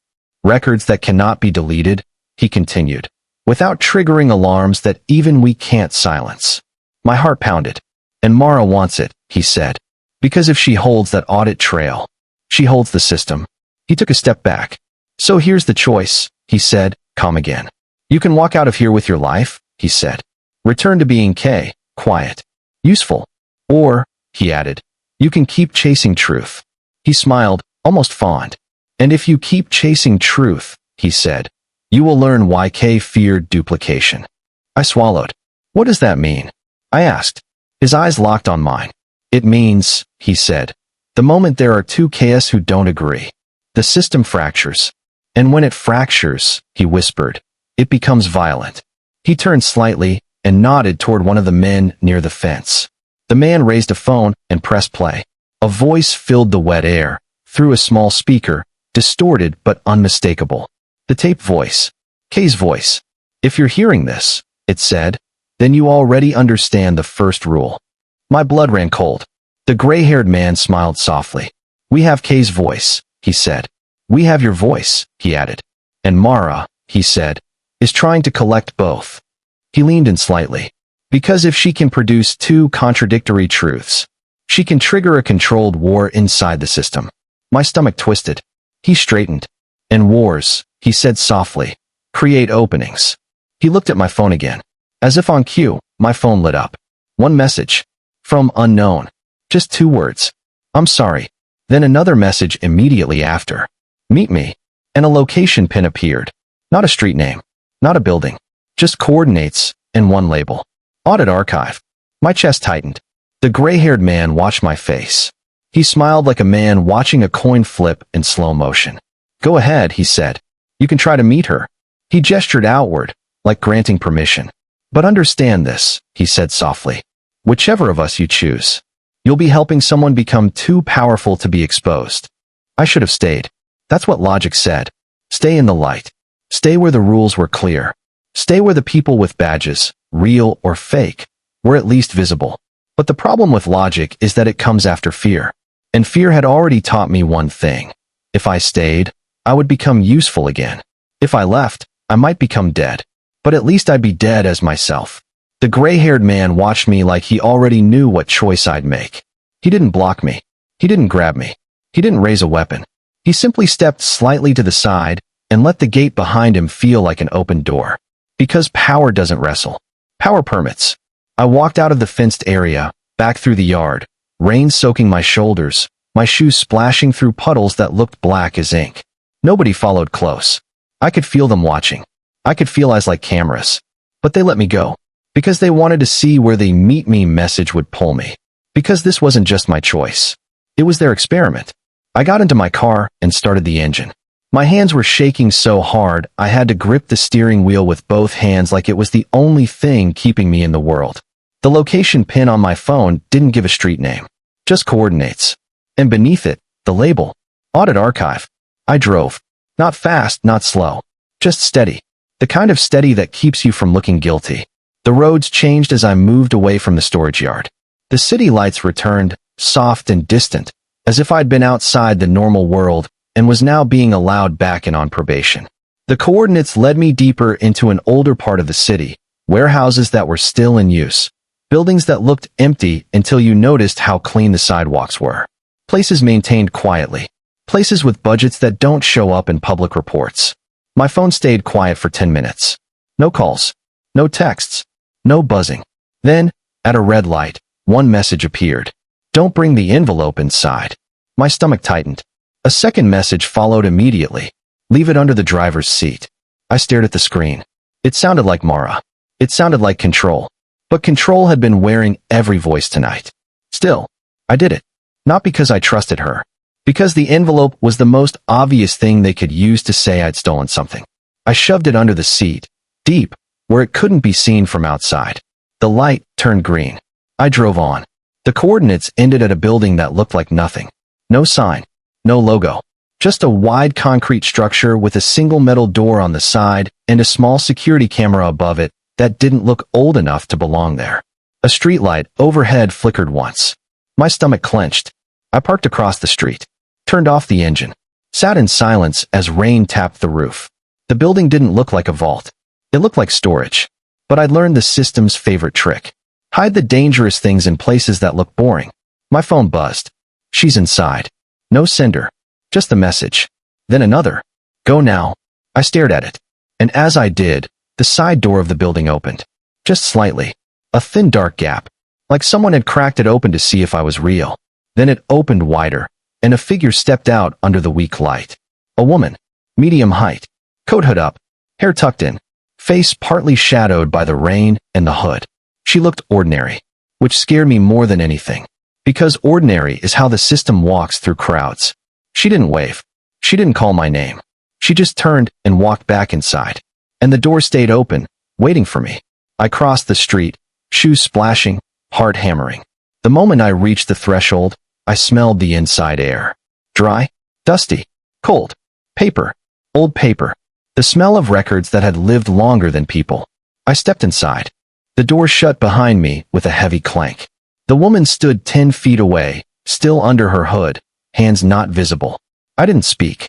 She didn't either. For a long moment. Only the building's low hum filled the space.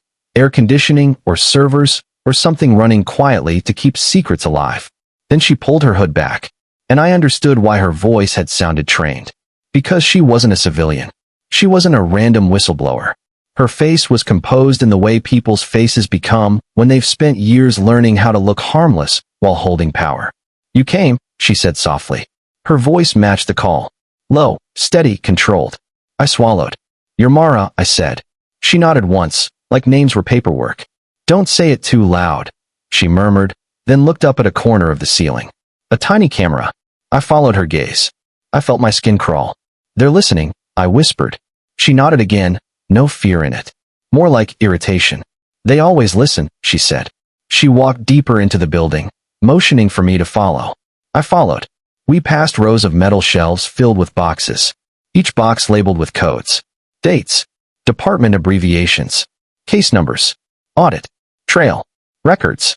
We stopped at a steel cabinet with a keypad. Mara punched in a sequence without looking. The cabinet clicked open. Inside was not money.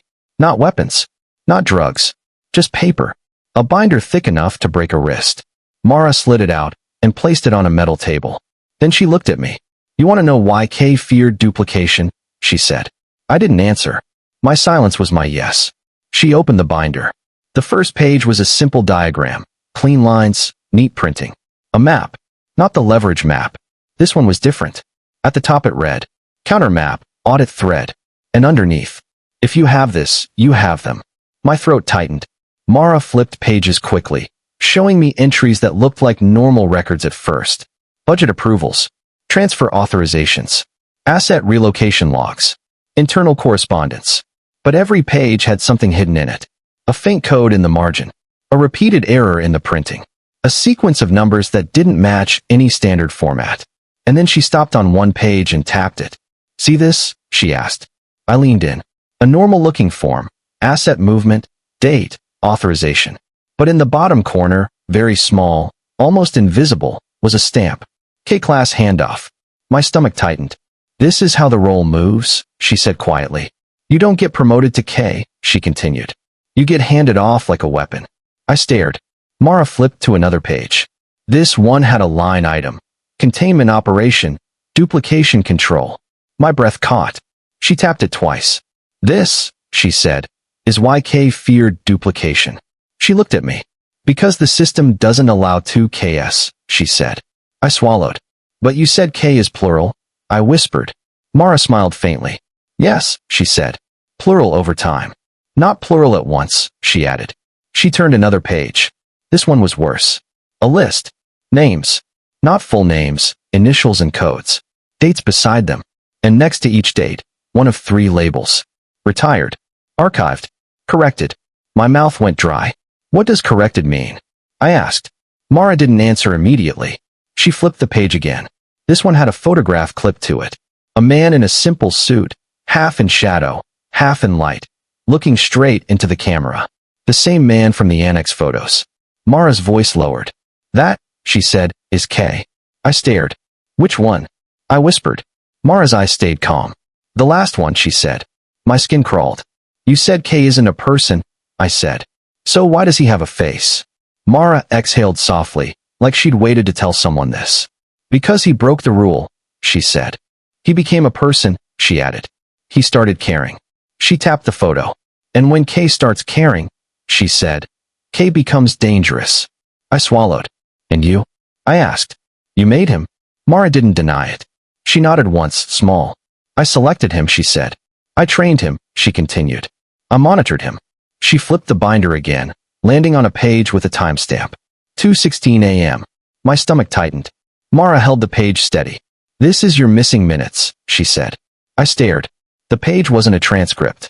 It was a printout of a video file log. File name. Checksum. Storage location. And at the bottom. Subject. You. K reassignment test. My throat went tight. You said you weren't framing me. I whispered. Mara's eyes hardened slightly. I'm not, she said. I'm verifying you, she corrected. I felt sick. So you did it, I said. You manufactured the footage. Mara didn't blink. Yes, she said. I stared, anger rising hot. You made my voice say. I didn't make your voice, she interrupted, calm but sharp. She tapped the binder again. I used what was already there, she said. My stomach dropped. What? I whispered. Mara leaned closer, lowering her voice like the building itself might hear. Every phone call you've made, she said. Every voicemail you've left. Every video clip you've posted. Every audio you've sent. She paused. Your voice exists in pieces, she said. Enough pieces to reconstruct you. My skin went cold. And K, she added, taught us how. I felt dizzy. Mara straightened. You want the truth? She asked. I nodded, barely. She pointed at the counter map. K didn't just build this to expose them, she said. He built it as insurance, she continued. So that if Mara ever tried to own the system would burn us both. My throat tightened. That's why he vanished, Mara whispered.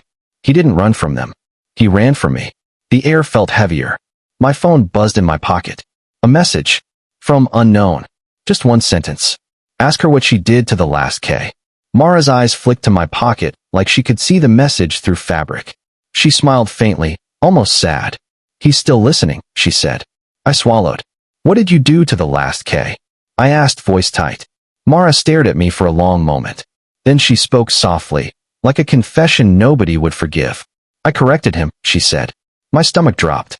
She reached into the cabinet and pulled out another photo. A different angle. A man slumped in a chair.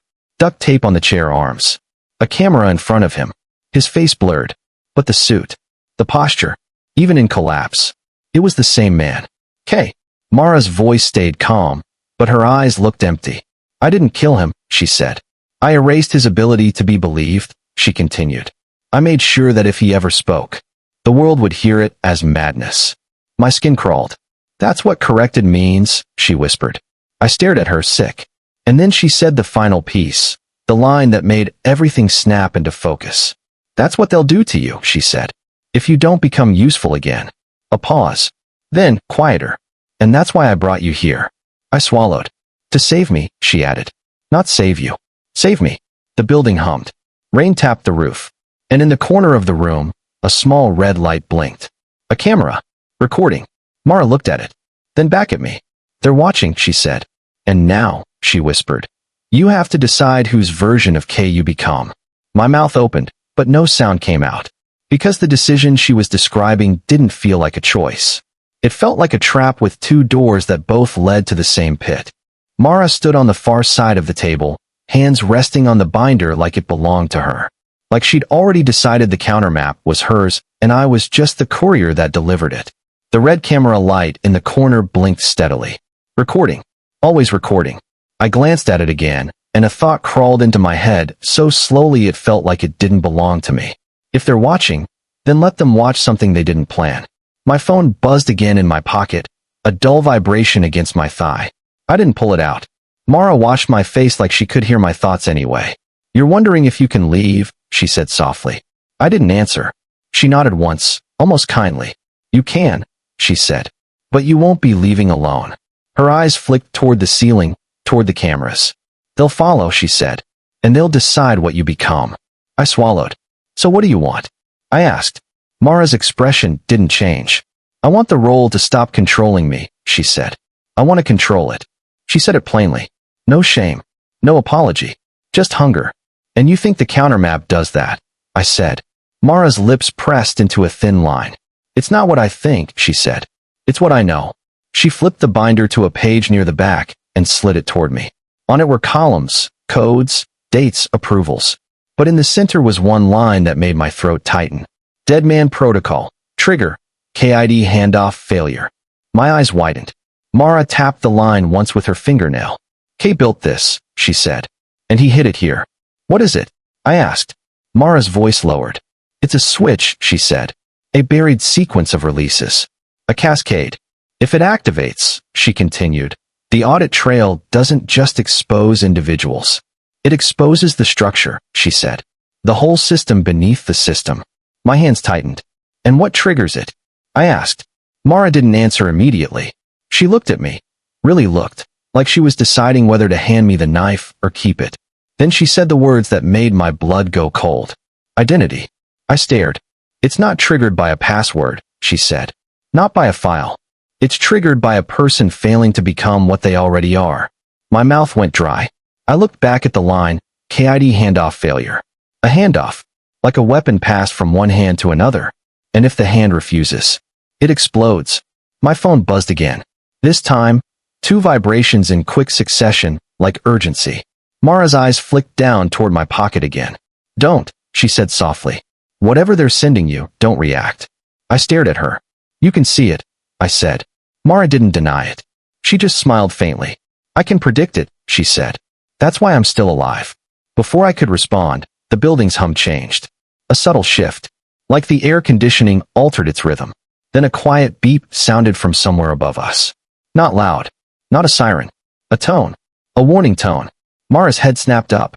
Her calm cracked for the first time since I met her. "They found the archive," she said. My throat tightened. "How?" I whispered. Mara's eyes went to me. "Because you're here," she said. I felt my skin crawl. Then the metal door on the far end of the room, thick, secured, clicked once. Unlocked. Just like the vault door earlier. And then it opened. Slowly. As if the person on the other side wanted us to see how unafraid they were. The gray-haired man stepped inside. Dry coat. Calm face. No rush. Behind him, 2 men in dark jackets. All of them moving like they owned the air. The gray-haired man looked at Mara and sighed like she was a disappointing employee. "Mara," he said. Mara didn't flinch. She didn't step back. She simply rested her hand on the binder like she was anchoring herself. "You shouldn't be here," she said. The gray-haired man smiled politely. "You invited me," he replied. Mara's jaw tightened. He looked at me next, eyes calm, measuring. "And you," he said, almost warmly, "delivered yourself exactly as expected." My stomach tightened. He walked closer to the table, the binder, the countermap. He didn't reach for it. Not yet. He tilted his head slightly. "You've seen the Dead Man Protocol," he said, voice soft. Mara's eyes narrowed. "You don't want it triggered," she said. The gray-haired man smiled faintly. "Of course not," he said. "It would be inconvenient." Then he looked at me again. "And that's why you're here," he said. My throat went dry. He leaned forward slightly, lowering his voice. "Kay didn't tie the Dead Man Protocol to himself," he said. "He tied it to the next hand." Mara's face went still. Not shock. Recognition. My blood ran cold. The gray-haired man continued. "He knew they would correct him," he said. "So he built a switch that activates when the role cannot be reassigned cleanly." He tapped the binder once, gently, like tapping a coffin. And the role, he said, looking at me, was reassigned to you. My chest tightened. So if I don't become K, I whispered, it triggers. The gray-haired man nodded. Exactly, he said. Now you understand why we let you run. He straightened. If you resist, he said, the protocol cascades. Records release. Names appear. Structures collapse. He paused, watching my face. And the system becomes violent, he said softly. Because it will fight to survive. Mara spoke quickly, anger finally showing. That's not why K built it, she snapped. He built it to stop you. The gray-haired man glanced at her like she was a barking dog. He built it, he said calmly, to ensure obedience. Mara's hands clenched. You can't control a dead man's switch forever, she said. The gray-haired man smiled. We don't need forever, he said. He turned his head toward one of the men behind him. The man nodded slightly. And in that moment, every light in the archive flickered. Once, twice, then stabilized. Mara's face tightened. They're pulling power, she whispered. The gray-haired man looked back at me. Here is your final choice, he said. Become K again, he said, and the protocol stays asleep. Refuse, he continued, and you trigger it. And when it triggers, he said, leaning in, voice gentle and lethal, Mara dies first. Mara's eyes flashed. He didn't even look at her when he said it. He said it like a fact. My stomach turned. The gray-haired man stepped back and opened his hand slightly, as if offering peace. This doesn't have to be messy, he said. We can correct you, he added, and you'll wake up tomorrow believing you chose this willingly. Mara's voice cut in sharp. Don't let him do it, she said. You think he's offering you a role, she hissed. He's offering you a cage. The gray-haired man sighed again, almost bored. Mara, he said softly, you forget your place. He nodded to one of the men. The man stepped forward and pulled something from his jacket. Not a gun.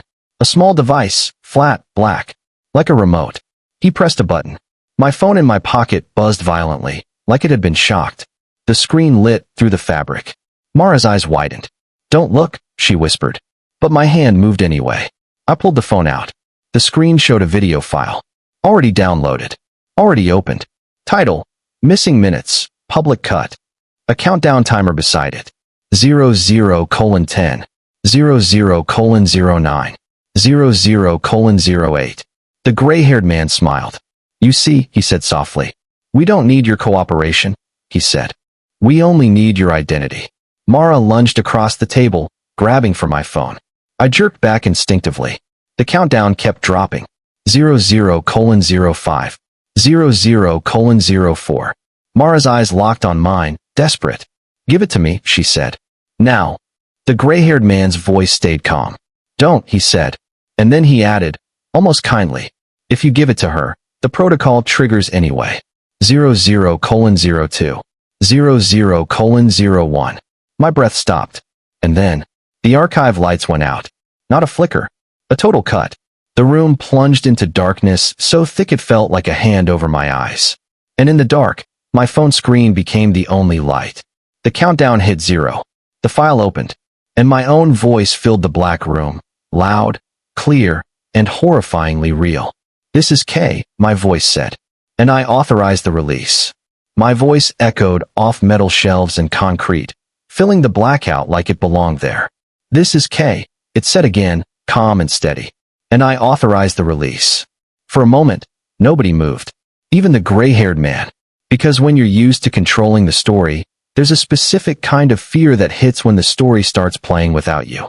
The phone screen lit my hands, my knees, the edge of Mara's face, her eyes wide, calculating. Then the audio continued. In the event of handoff failure, my voice said, this protocol initiates automatically. A pause. Then, if you are hearing this, you are either the next K, or the reason the system will fracture. My throat tightened so hard it hurt. Mara whispered, barely audible. Oh no. The gray-haired man's voice cut through the dark, still calm, but forced now. Turn it off, he said.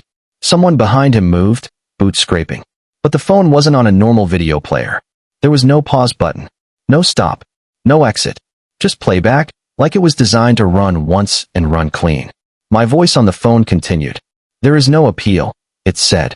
There is no override. A soft chime sounded from somewhere in the building. Hi, digital. Then another. Then another. Like systems waking up. Like locks changing. Like a network opening its eyes. Mara's breath came quick. She spoke low, fast. It's triggered, she whispered. It's already inside the audit servers. The gray-haired man stepped closer, the faint glow of my phone reflecting off his cheekbones. He wasn't smiling anymore. You, he said to me, voice controlled but sharp. We're supposed to return quietly. My voice on the phone didn't care. First release, it said. Audit thread 1. A beep. Then, from the darkness, the sound of printers. Not one. Many. All around the archive, hidden in corners, behind cabinets, inside walls. Printers waking and spitting paper like something vomiting secrets. The gray-haired man's head turned, listening, calculating. Mara looked almost relieved. Then she caught herself, like relief was dangerous to show. My phone voice continued. Second release, it said. Asset movement logs. More beeps. More printers. Paper hitting floors. Pages sliding out and stacking. Somewhere a cabinet lock clicked open. Then another. Then another, like the building itself was surrendering evidence. The men behind the gray-haired figure shifted. I heard a radio crackle, nervous voices. We're getting pings, external pings. Something's sending. Stop it. The gray-haired man raised his hand, silencing them. He leaned close to my phone as if he could intimidate it. But a recording doesn't fear you. Mara's voice came tight. He built it into the building. The gray-haired man looked at her sharply. Mara met his stare in the dim light and said something that made my stomach turn. He didn't trust you, she whispered. Then she added, quieter. He didn't trust me either. My voice on the phone continued. Third release, it said. Containment operations. And that's when I heard the sound that changed everything. Not a printer. A door. The main archive door. Heavy metal. Unlocking on its own. Then another door. Then another. A chain reaction of locks releasing. Like the building was opening itself to the world. The gray-haired man moved fast for the first time, stepping toward the exit. Seal it, he snapped. One of his men fumbled in the dark, likely for a device or a code. Too late. Because my voice on the phone spoke again, softer now, almost intimate. If you are the one listening in the dark, it said, you know what comes next. The gray-haired man froze. Because it was speaking to him. Then the voice said the line that made my skin crawl. Mara will try to take this from you. Mara's face twitched. The voice continued. And you will try to destroy it. A pause. But you cannot destroy what already left the building. The gray-haired man's jaw tightened. Mara whispered. He built a dead man that doesn't die. My chest tightened. Then my voice said. Final release will occur only if Mara touches the countermap. Mara went still. The gray-haired man went still. And in the silence, the sound of rain on the roof became loud again, like the world reminding us it was still outside. Mara's eyes flicked to the binder on the table. The countermap. The thing she wanted. The thing he feared.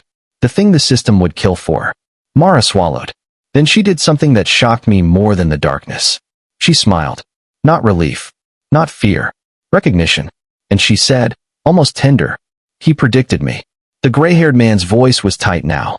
Mara, he said, don't. Mara didn't answer him. She looked at me. And in the glow of my phone, her face was calm again, controlled again, like the woman I'd heard on the call. You think I brought you here to save you, she said softly. I didn't respond. I couldn't. She nodded like she didn't need words. I brought you here because I needed the switch to recognize you, she said. My stomach dropped. What? I whispered. Mara leaned slightly forward. Kay tied the protocol to identity, she said. Not files. And the system only runs the final release if it confirms the next K is present. She paused. And you, she whispered, are the confirmation. My throat went tight. You used me, I breathed. Mara's eyes didn't flinch. Yes, she said. Then she added, almost kindly. They would have used you too. The gray-haired man stepped forward, low voice sharp. Mara, stop. Mara ignored him. She reached for the binder. The countermap. The moment her fingers touched the paper, my phone buzzed violently, like it had become alive. And my voice on the phone spoke again, louder. Identity confirmed. Final release initiated. The building made a sound, deep, mechanical, like something large unlocking. Then the emergency lights snapped on. Dim red strips along the floor, casting the room in a hellish glow. Now I could see them clearly. The gray-haired man, no longer pretending this was a polite negotiation. His men shifting positions, hands inside jackets. Mara standing straight, countermap in her hands like a trophy. And me, caught in the middle, lit by my own phone. The gray-haired man spoke, voice cold now. "You've just declared war," he said to Mara. Mara smiled faintly. "No," she said. "Kay declared war." The gray-haired man's eyes flicked to me. "And you," he said, "are the fuse." My stomach turned. Then, from the building's ceiling speakers, my recorded voice played something new. Not the calm preface. A list. Names. Departments. Locations. It started slow. Then it accelerated. Like a flood. Like a dam breaking. And as it did, the gray-haired man's phone, clipped to his coat, lit up. Then another phone. Then another. His men's devices buzzed in pockets, vibrating like panic. Mara's eyes watched the reaction with satisfaction. Because the dead man wasn't releasing to the public. It was releasing to a network. A private network. A network of insiders. The kind of people who didn't need journalists to destroy someone. They just needed a text. The gray-haired man's calm cracked. He stepped forward toward Mara, fast. One of his men moved too. Mara backed up, holding the binder tight. "Don't touch me," she warned. The gray-haired man smiled, harsh. "You think you're safe because you triggered a release?" he said. Mara's eyes narrowed. "I'm safe because you can't kill me now," she said. "Not without confirming every line on that list." The gray-haired man's face hardened. "You misunderstand," he said softly. And then he said the sentence that made my blood freeze. "We don't kill people anymore." Mara's smile faltered. The gray-haired man nodded toward the table, toward the chair, toward the camera. "We correct them," he said. One of his men lifted the small black device again, the remote. He pressed a button. My vision blurred for half a second, like my eyes tried to close without permission. A high-frequency hum filled the room, subtle but nauseating. Mara cursed under her breath. "Audio weapon," she whispered. My knees weakened. The gray-haired man's voice stayed steady. "You want control," he said to Mara. "But you're still using human hands." He pointed at me without looking. "Kay solved that problem," he said. Then he finally revealed the thing I didn't realize I'd been missing all night. His name. Not a name like Mr. Something. A title. He said it like it was normal. "I am the archivist," he said. The words hit the room like a stamp. Not a person. A function. A role, just like Kay. Mara's eyes flashed. "You're not the archivist," she snapped. "You're one of them." The gray-haired man smiled. "And you're not Mara," he said softly. Mara froze. The hum in the air grew stronger. I clutched the table to stay standing. The gray-haired man's smile widened slightly. "You're her successor," he said to Mara. The original Mara retired. Mara's jaw tightened. "You don't know that," she said. The archivist nodded toward my phone. My recorded voice answered for him, like a ghost. "Quality control thread," it said. Then a beep. And my phone displayed a photo. A woman's face. Older than the Mara in front of me. Same eyes. Same bone structure. Same calm. Caption underneath. Mara, retired. Date beside it. Years ago. I felt sick. The Mara in front of me whispered, almost angry now. "He kept that too." The archivist nodded. "Kay kept everything," he said. "That's why he had to be corrected." The hum peaked. My hand slipped on the table edge. Mara's posture shifted. She realized the same thing I did. If they corrected Kay by making him unbelievable, they could correct Mara too. They could correct anyone. They could correct me. Mara backed toward the shelves with the binder tight to her chest. The archivist stepped forward. His men closed in like shadows made of flesh. "Give it back," he said. Mara shook her head once. "No," she said. "I didn't come here to lose." Then she looked at me. Eyes sharp, urgent, almost pleading for the first time. "Do you want to live?" she asked. I couldn't answer. My throat felt locked. She nodded anyway, like she'd decided for me. "Then you're coming with me," she said. Before I could react, she grabbed my wrist, hard, and yanked me toward the shelves. My phone slipped in my hand, but I held it. We ran between aisles of boxes as the archivist's men moved to intercept. Emergency red floor lights turned the archive into a nightmare maze. Mara pulled me to a narrow service corridor behind the shelving, an access lane I hadn't noticed. A hidden door. She punched a code fast. It opened. We spilled into a tight staircase going down into colder air. Server cold. Below us, alarms began to chirp. Soft, internal alarms, like the building trying to quietly tell itself it was dying. Mara dragged me down the steps. My legs barely obeyed. Behind us, footsteps. Close. The archivist's voice called down the stairwell, "Come again."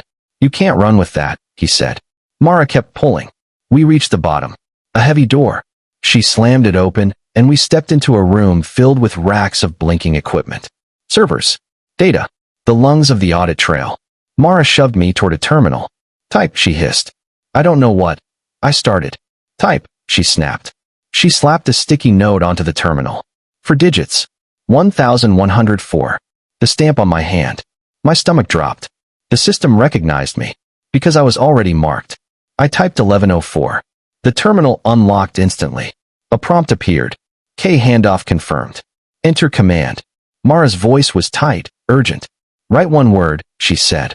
"What word?" I gasped. Mara stared at me like the answer was obvious. "The only word that ends this," she said. Outside the door, footsteps pounded.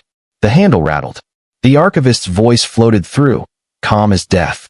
"Whatever you type," he said, "be sure it's worth what it costs." My hands hovered over the keyboard. And on the screen, the cursor blinked like a heartbeat.